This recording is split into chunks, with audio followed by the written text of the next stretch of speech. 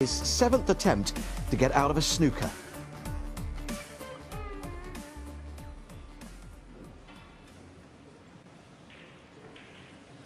Different tactic. Agonisingly short. Miss. Birmingham 4. Stewart almost a little bit apologetic there as he indicates to Alex Chrisan, the Romanian referee. Yes, please. Back where it started. Okay.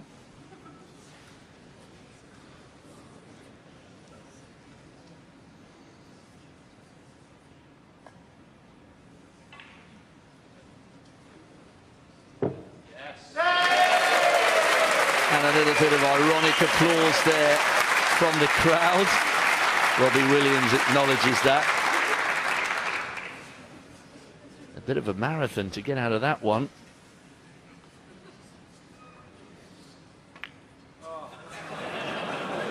And a little exchange, a puff of the cheeks there from Robbie Williams. Not quite as difficult, this one. Oh dear, oh dear. Foul, miss. Birmingham 4. So 35 on with that one red.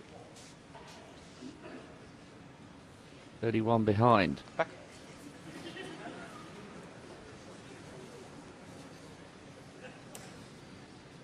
A little bit of amusement here, but this will cease to be funny for Robbie Williams very soon. All right. Yeah.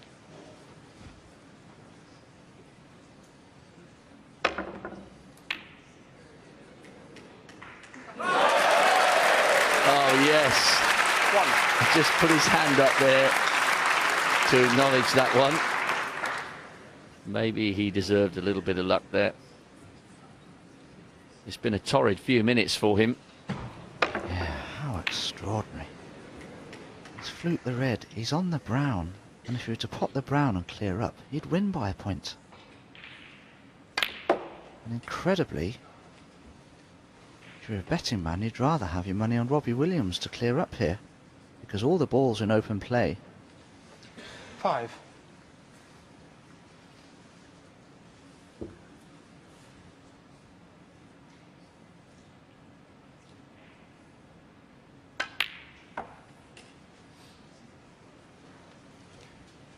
Seven.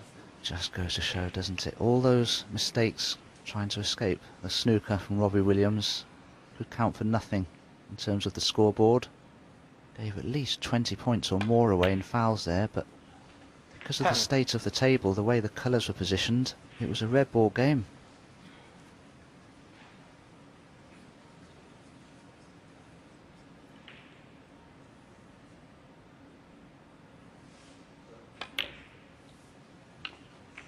.36 points given away in fouls. What a steal this would be. Needs all three, and he can do it by a point.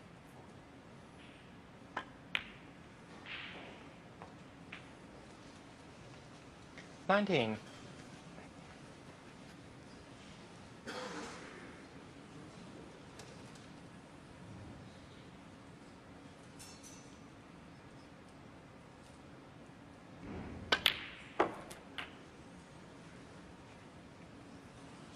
Robbie Williams has never beaten Stuart Bingham in 3 meetings. 25. And it's got a little bit tricky now.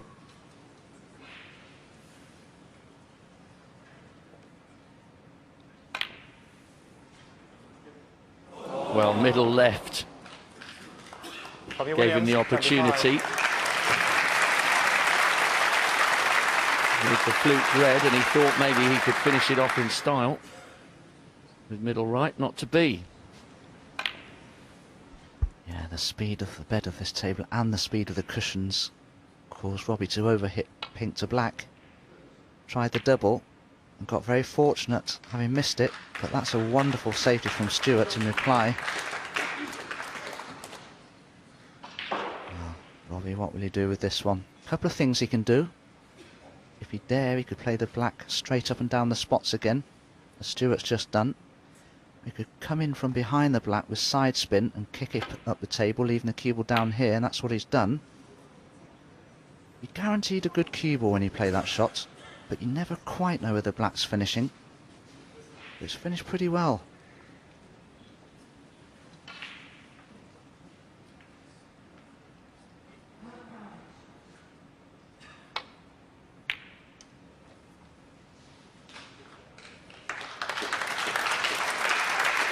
Big investment from both men in this frame, approaching 36 minutes. Could be a long night here in the MOTORPOINT arena.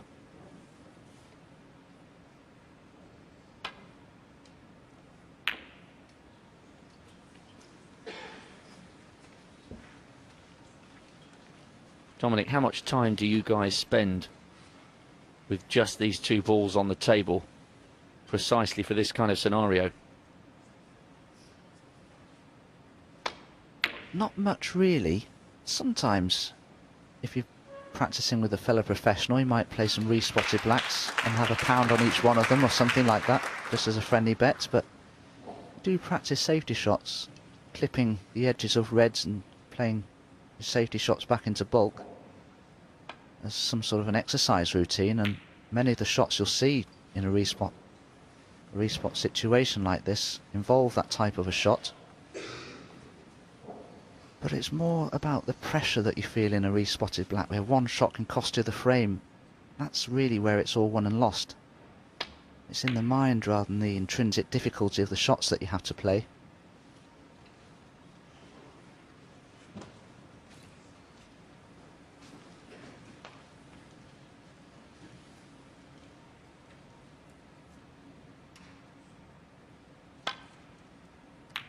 It's been a bit of an epic opener, this one.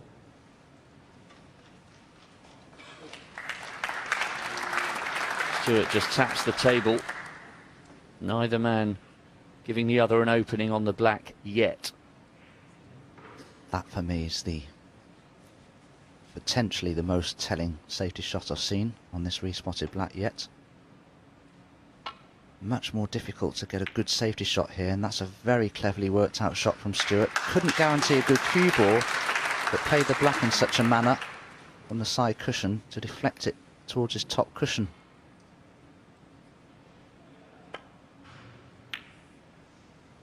That's a little bit of a nothing shot, but when you play those really well, you can cause a few problems for your opponent. Now will Stuart dare try a double here?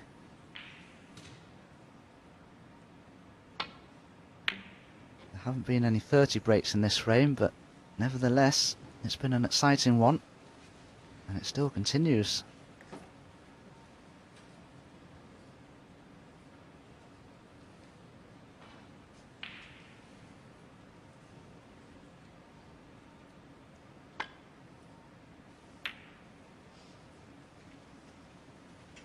And at what stage in a frame like this do you get tempted to go for the big finish?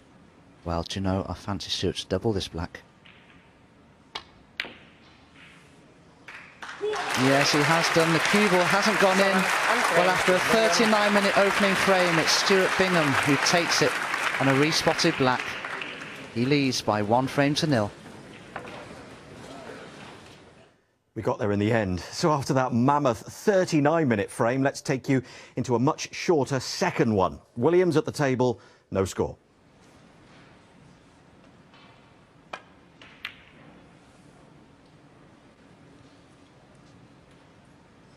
So will Robbie Williams feel a little bit disheartened after that, battling for nearly 40 minutes, coming out of that frame with nothing against the world number 2. Quite a way to finish as well. Black to middle left. He did it in style.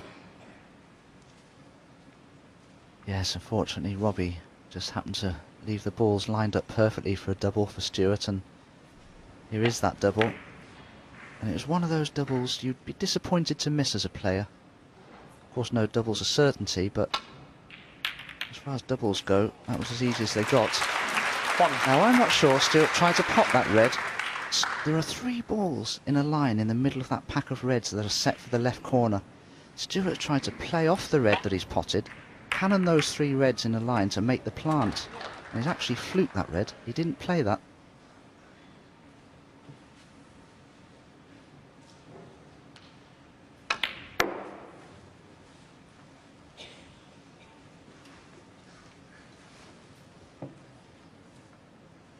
Six. And he's playing this plant now, you see. And by doing so, he expected to open 7. a pack of reds. Probably a lot more than he did do, actually.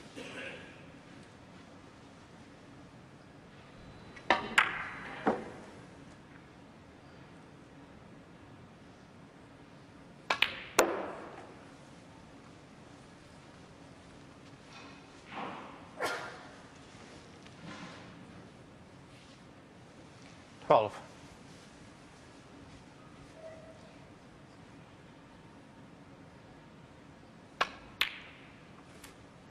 13.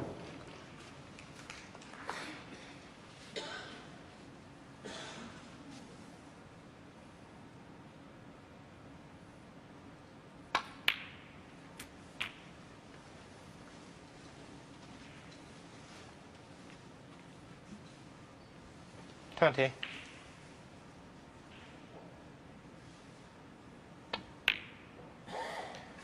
21.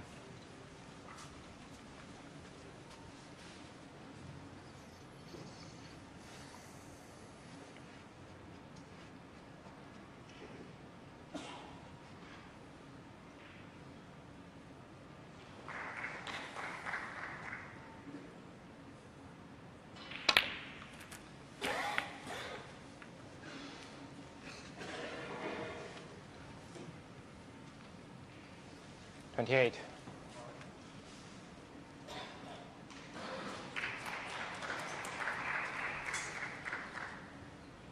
Well, will Robbie see that opening frame as a missed opportunity against a player he hasn't beaten in 3 meetings? And if so, how difficult will it be to put that disappointment out of his mind? Well, of course, this is what the great players in all sports do so well. Keep the mind in the present, accept what's gone before, and deal with it, and deal with it quickly, so that S.Bingham, 28. when you lose a frame like that one, it doesn't cost you the next frame as well, because you're still dwelling on what's just happened. I suppose in tennis terms, it's a bit like, you know, a let cord at a crucial stage in a vital set tiebreak or something like that. You know, something that player has to deal with immediately before he gets on to the next set.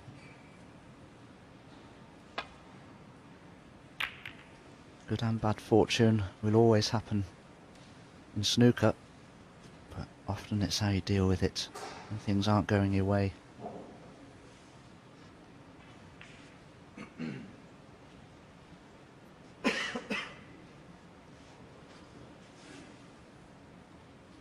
I think Stewart can just about get through to the potting angle of this red. May play it with a trace of right hand side.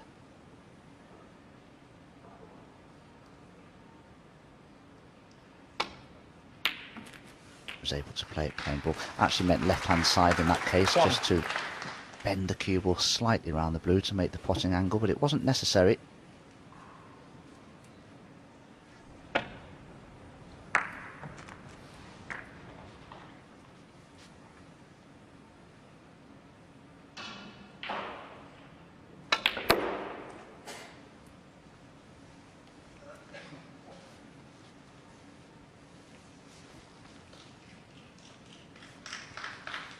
Six. Wow, it's a super shot from Stewart. Does possess great cue power. It's very well controlled cue power. Choice of reds. One into the bolt pocket past the green.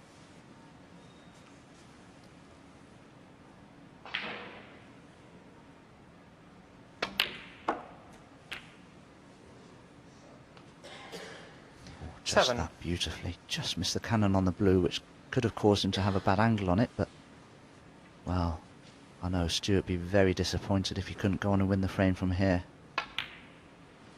Red's at his mercy. A lead of 40 points. Should be plain sailing. 12.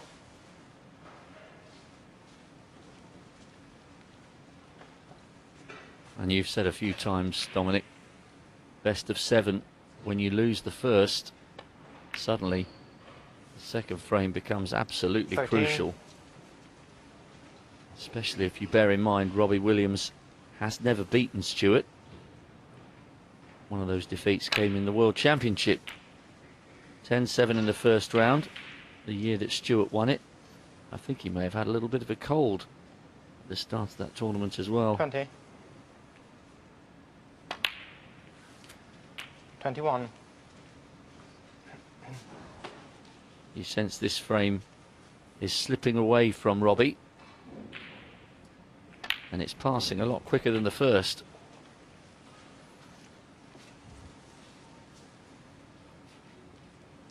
$28.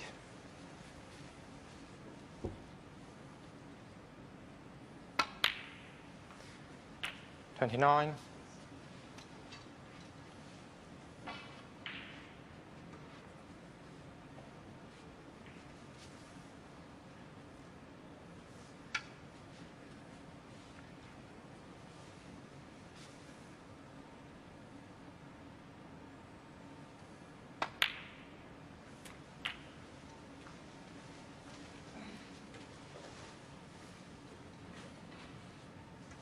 36. Just this red and one more colour required for Stewart to take a 2-0 lead. 37. This frame has been much easier from his point of view. Less than 10 minutes at the moment, this frame in duration.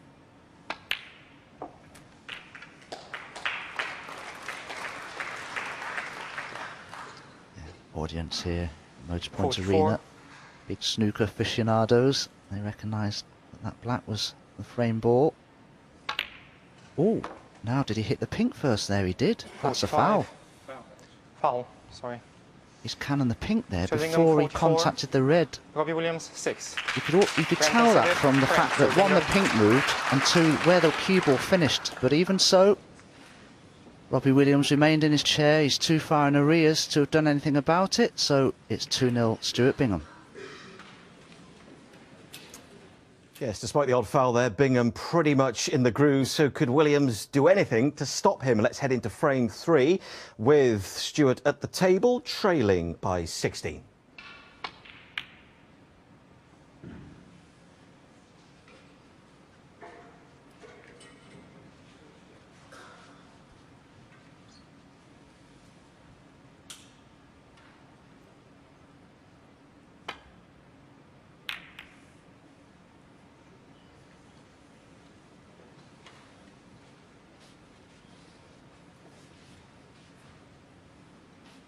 Oh dear. Only 16 in front.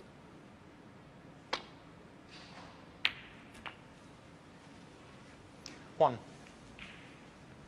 Could that prove a very costly error?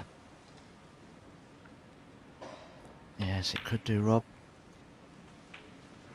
I think Robbie Williams ought to have known that the way he played that shot, the red was going to cannon into the pink, 6. which would deflect the red towards that right corner as it did. Maybe intended to catch the initial red much thinner than he did to stop that happening. But he's got to hope now that Stewart breaks down somehow. 7.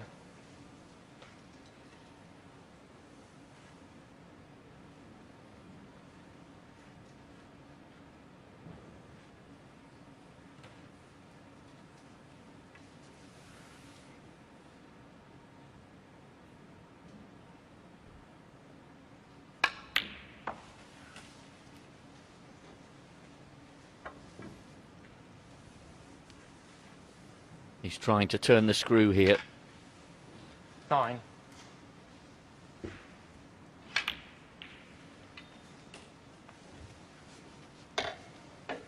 11.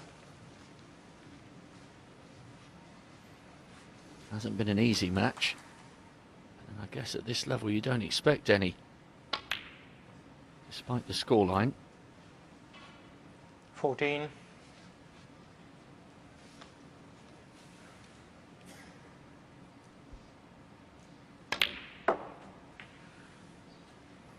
18.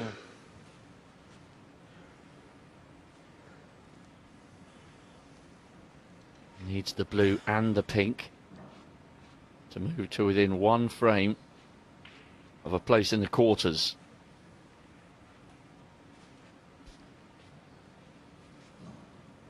Yes, that's true. He's given himself too much angle on this blue. He's had to play a cannon into the pink as a way of holding the cue ball down this end of the table, and 23. it could have gone better. Now then. 2-0 ahead, just needing the pink for 3-0. Decision time for Stuart Bingham. Will he take this on? He can play a good safety, he can play the cue ball up towards bulk and put the pink on the side cushion, or he can play the pink up towards bulk. But I think he's taking it on. Oh, it's a great one from Stuart, played with full commitment, full concentration and belief. And that pink having gone in has meant that Stuart Bingham is now 1 frame away from a place in the quarter-finals. Leads Robbie Williams by 3 frames to 0. Yes, Bingham now very close to a place in the last 8. Into frame 4 we go. Williams at the table on a break of 16.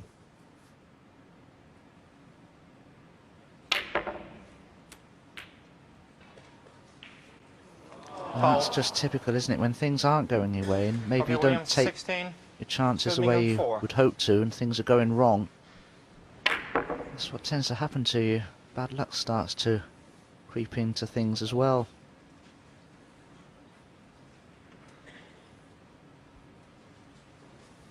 You can't believe that from his perspective. Does it iron itself out? The rub of the balls? Well, you have to pretend that it will iron itself out, but of course in truth it doesn't always. It might do during the course of a season, but there will be many times when during a match you don't get anything working for you. You get a lot of bad luck every time you go into the pack of reds, you land on nothing. Other times in other matches you just touch them and you always seem to land on something. 1. But certainly during the course of an individual match you can have all kinds of bad luck and your opponent can have all kinds of good luck, and in that match you've probably got no chance of winning it, and then you play another match a few weeks later and it's the other way around. So when you're on the wrong side of Lady Luck, how do you cope with that? Well, that's when you need the help of someone like Sigmund Freud. Or Terry Griffiths? As a last resort. No, I mean Terry's had a Williams, wonderful 1. career in snooker, of course. He's been there and done it. He knows exactly, as all players do, what goes through a player's mind during the course of every tournament that you play and every match 1. that you play. So of course with Terry's knowledge of the game, you can impart some of that knowledge to some of the youth on the tour currently, and there's some very, very useful advice to all kinds of players really.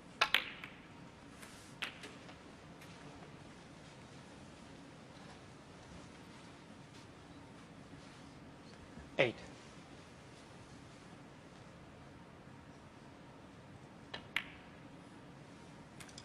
9.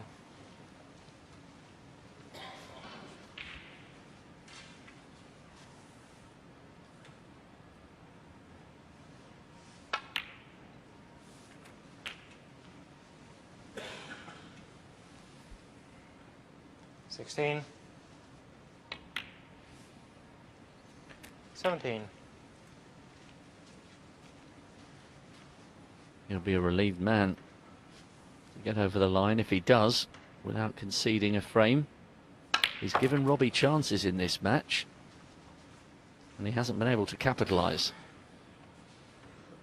24. Yes, often when you win a match you forget all about it, but I think the top players, or most players really, probably analyse their own performance even when they do win. And I think Stuart will need to understand that on another 25. day, if Robbie Williams had been playing like he can play, he might not have won this match. Made a lot of mistakes, missed a lot of easy balls. I don't think Stewart will be particularly pleased with this performance, but he'd be delighted with the scoreline.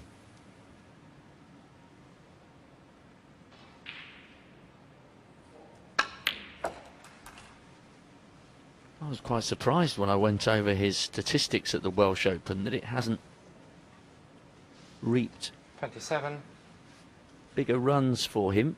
Made the quarters way back in '99, and the only other time he's made the last 8 or beyond was when he just lost out to Stephen Maguire in a decider in Newport in 2013. So in 20 attempts to win the Welsh Open, he's only made the quarters twice. So this would be a decent victory for him in a tournament that hasn't given him a great deal over the last 2 decades of entry. He was runner-up at the start of the season in the 6 Reds, lost to Ding in the decider. Runner-up to John Higgins in the China Championship. 31. And he's had 4 big semi-final appearances this season, including 32. in Germany, losing out to Anthony Hamilton. What a story that was for the Sheriff of Tottenham. I didn't come up with that nickname, by the way. It was coined long before I appeared on the scene.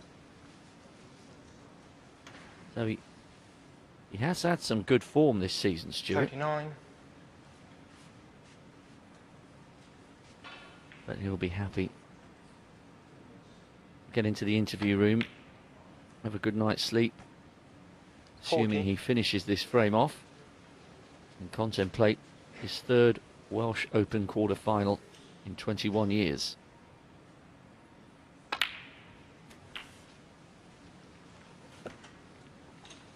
Well, he's getting ever closer. Just this red 47. and high value colour required. So fortunately for Stewart, won't need one of the 2 remaining difficult reds. Kept his focus and concentration well 48. during the course of this break.